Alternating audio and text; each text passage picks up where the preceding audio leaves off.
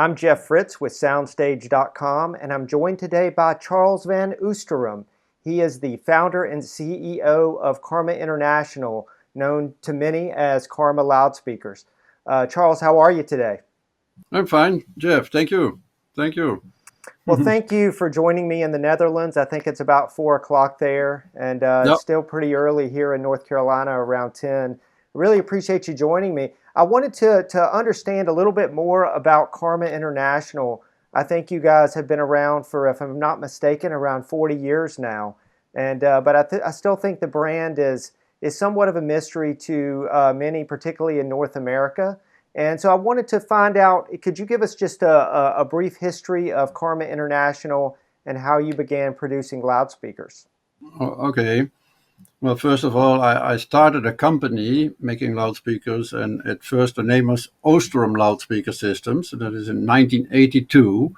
So I literally never worked for another company. I just started my own company.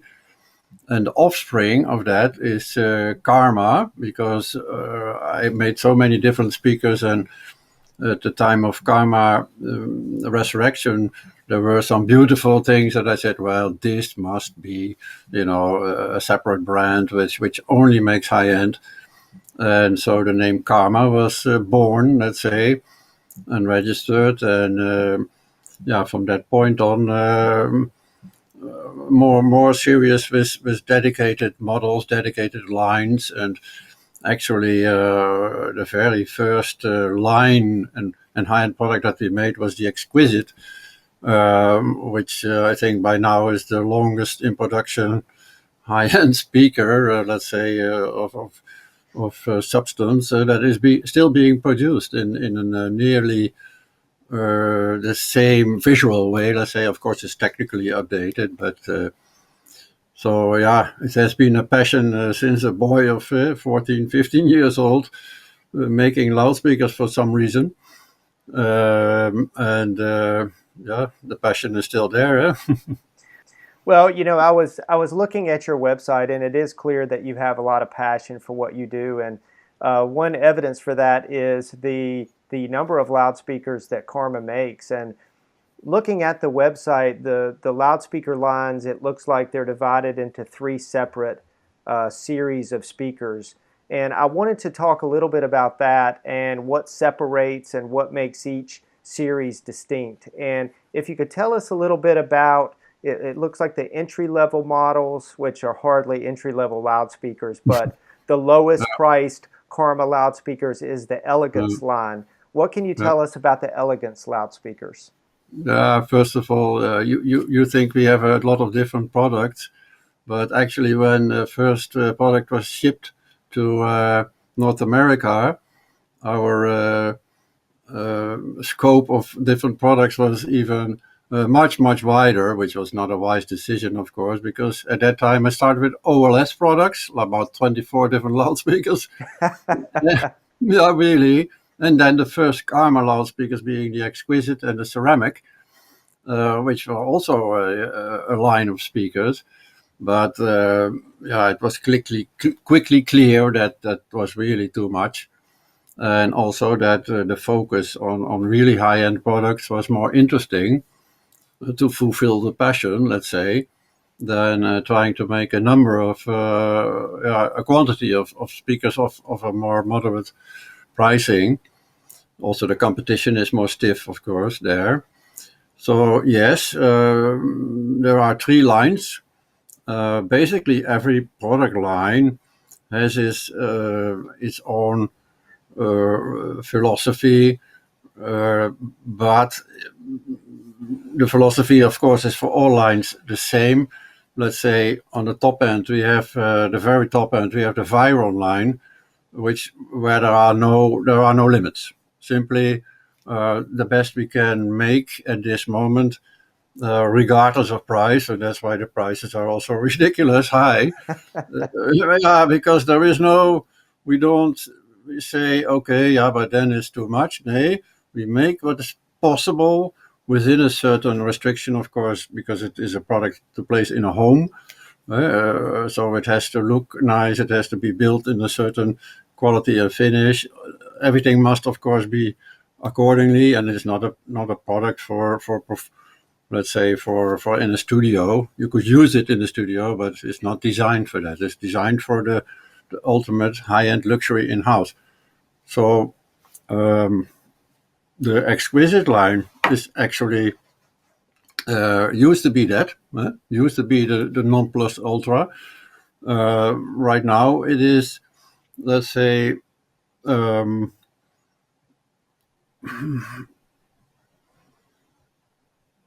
yeah, it is where sometimes I say it's where the blood cannot go. The idea was that the viral line would succeed the Exquisite line, and that the Exquisite line would fade out. But the reality is that everybody, our customers, are so in love with the design of the Exquisite line, being a little bit Art Deco, a little bit fusion of, it's a different style, that we decided first to limit the number of models to like a heritage to the classic, and the model most known, and but the reality there is also that also the big ones are still selling. So almost the whole Exquisite program is also still selling very well. So that's why you see it also on the website, of course. Then we have the Elegance line as our entry level line, which you say very well that is not really an entry level because it's still already quite expensive speakers. But basically they shared us all the same ideas.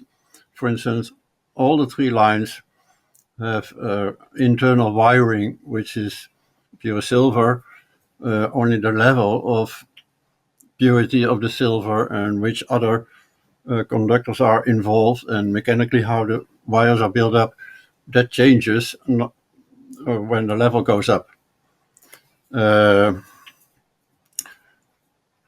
Yeah. So Charles, maybe guide me a little bit, because on every aspect I can talk for an hour to explain the detail. So yeah, but it's a very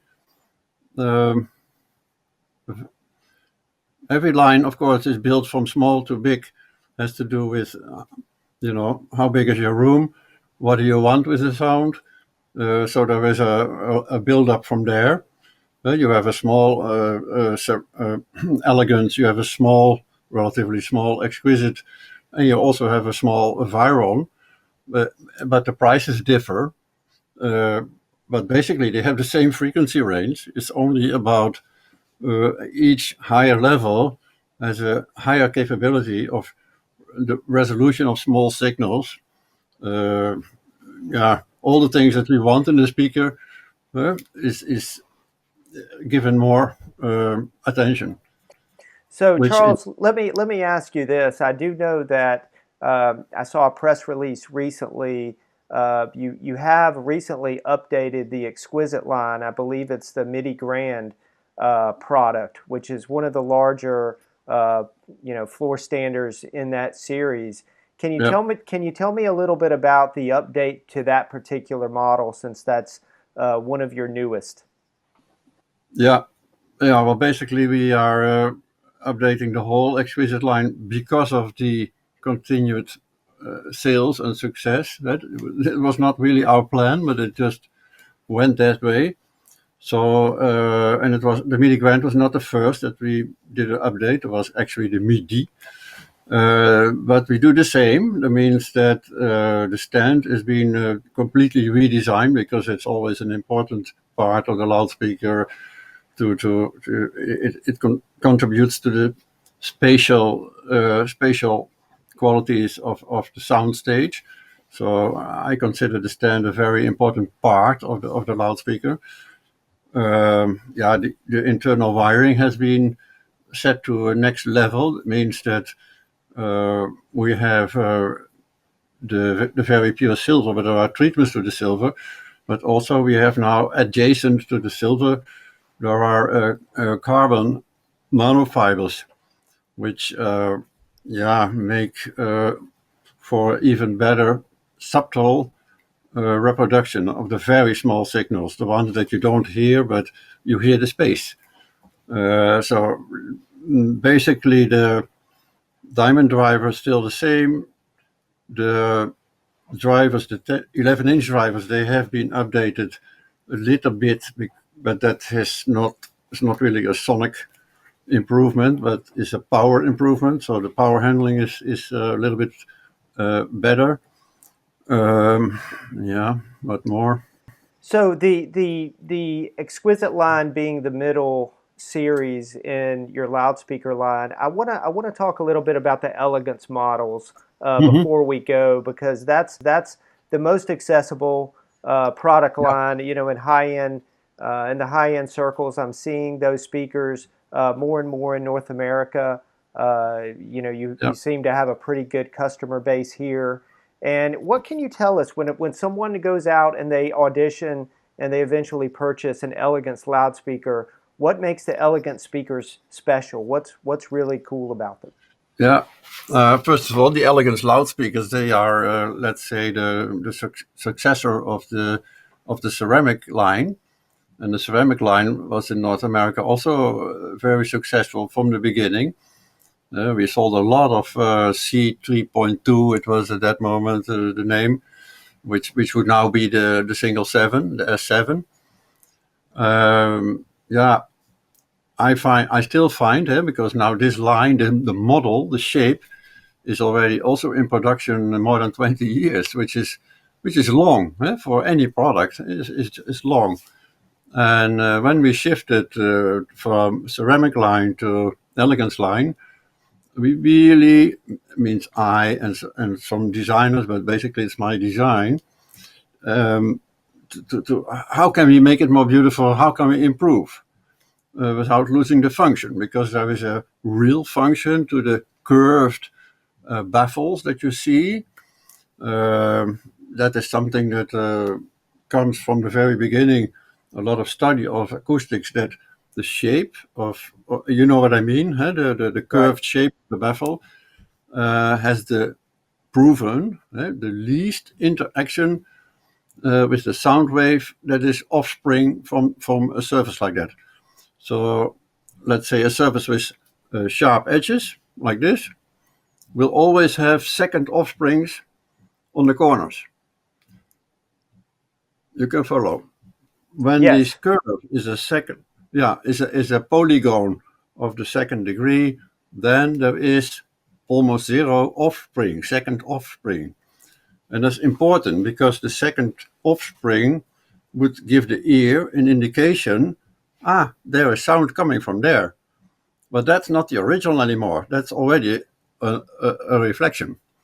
And then your ear gets, we're very smart, locates where that sound is coming from. And it means that you get an idea of, the sound is coming from there. But that's not what you want. You want to have a SoundStage which depicts the original. So the shape of the Elegance line is very, very, very functional. So that could not change. So in the end, there was an improvement. The stand more integrated, more beautiful. The bottom end has been a bit reshaped, but basically the design, of course, is the same. Of course, the drivers, they went from the one stage to the next stage to the next quality. We have the whole Elegance line has signatures. You have F7 signature. You have DB7 signature. And the most interesting difference is that the 7-inch driver has a different cone. But already it's kind of magical that going from a high quality carbon cone to a next level nano carbon cone with exactly the same weight, exactly the same physical parameters, gives a different sound. So you can imagine how important this cone is actually for the sound. That is, I find it still yeah, mind-boggling that so much difference can happen just with that. So it's and it matters where it matters the most. So you get more layering, you get more clear, you get added dynamics. Everything seems to be more in focus with the S series. So you would say, why not make only the S series? Well, it's because the demand from the consumer to have an affordable loudspeaker on the price of a S7 or a DB7. But when we would use that cone and some small other improvements also in the signature, we could not make that target price. That seems a little bit strange, but yeah.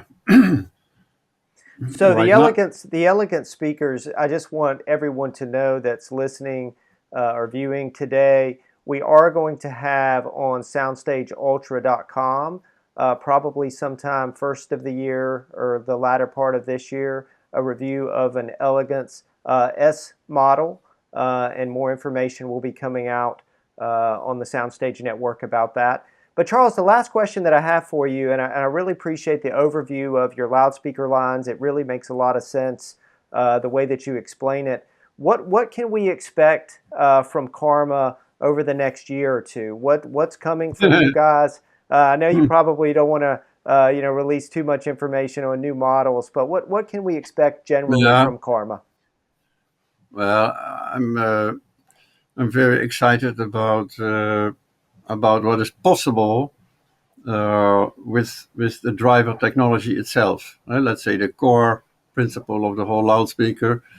So let's say all the loudspeakers now have in a more and greater degree a technology design of Kharma in it.